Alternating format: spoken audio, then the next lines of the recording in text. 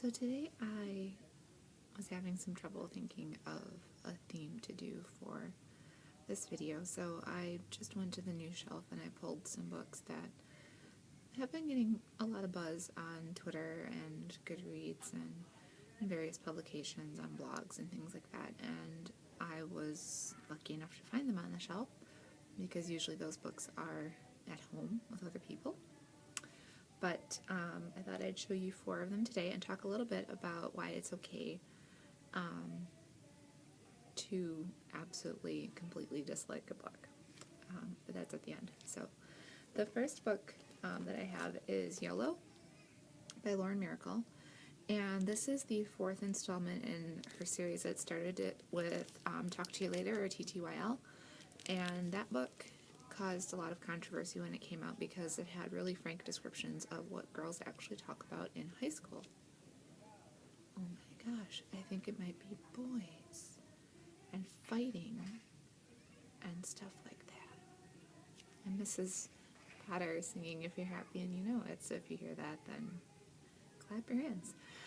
Anyway, so in this book, the girls of the series are now in college, and instead of texting each other, they're on Twitter and Messenger and things like that. So this is the 4th one. So if you really loved the first 3, then surprise, there's a 4th one. The next book is called Trust Me, I'm Lying, which is a really interesting, hooray, which is a really interesting, an intriguing title anyway. And it's about a girl whose dad is a con artist, and so she learned kind of the art of deception from him. And she runs minor cons at school so that she can pay for her tuition. But one day she comes home and her dad is missing. There's a hit out on him, and so she has to find him without herself being completely drawn into this mess. So this one sounds really interesting. It's on my to-read list. I just haven't gotten to it yet because I have like 35 books at home that I've checked out from the library, and it's bad. This next one is called Tear You Apart, and it's actually a sequel to a book called Kill Me Softly. And if you like kind of fractured fairy tales or fairy tale retellings, you might really like this one and its previous book. Now this is one where I started the previous book and I really did not like it, which is okay. But I can still recommend it to people because not everybody has the same opinions or taste as I do. And that's what makes talking about books so cool, because you can debate stuff like this.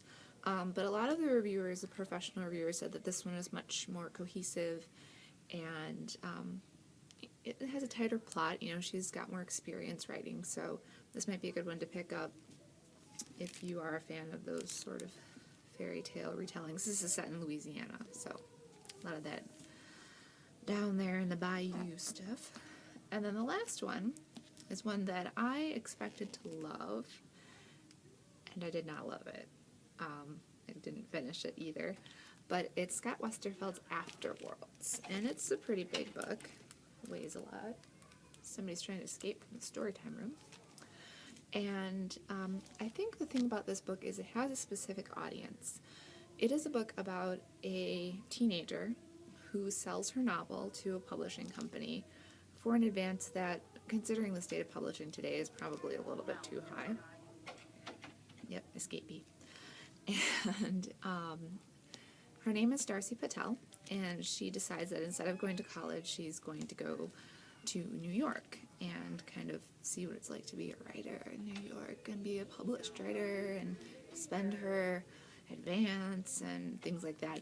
And the conceit of this story is that it's alternating chapters, her story and then the actual novel that she wrote. So that novel is Afterworlds, where people kind of can slide into this in-between place between life and death. And of course there's an extremely hot guy there, and I was just kind of like, because whenever the extremely hot guy shows up, I just kind of go, I'm a cynic, what can I say?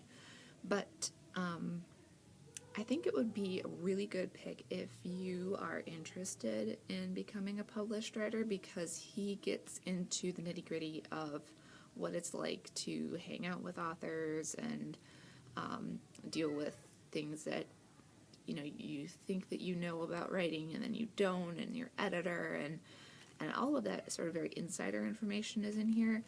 So a lot of people I know that have liked it are people who have wanted to be writers. So I would recommend it to you. And also if, but it's very different from, say, Leviathan or Uglies. It's not that sort of dystopian or steampunk or anything. It's definitely more realistic / paranormal fantasy. So those are some of the Buzzy books that I grabbed off the shelf. Hopefully I'll be having more, because the ones that I really, really, really want to talk to you about are launching in February, and I need to get my hands on them so I can do a video. So watch for that in February. And the other thing is, if you start a book and everybody else around you loves it and it's so good, and you're kind of like, I don't know, it's totally okay to stop reading and put it back. You're not, like, hurting anyone's feelings. It's your choice. So, I just kind of get amused when people are like, oh, I can't believe you didn't finish that book. And it's like, well, I have better things to do. So, and somebody else will love it. So that's the great thing about books, is there's always an audience for a specific book. So that's enough of my rambling and the singing in the background and the escaping children. And it's been really exciting today. And I will see you guys next time.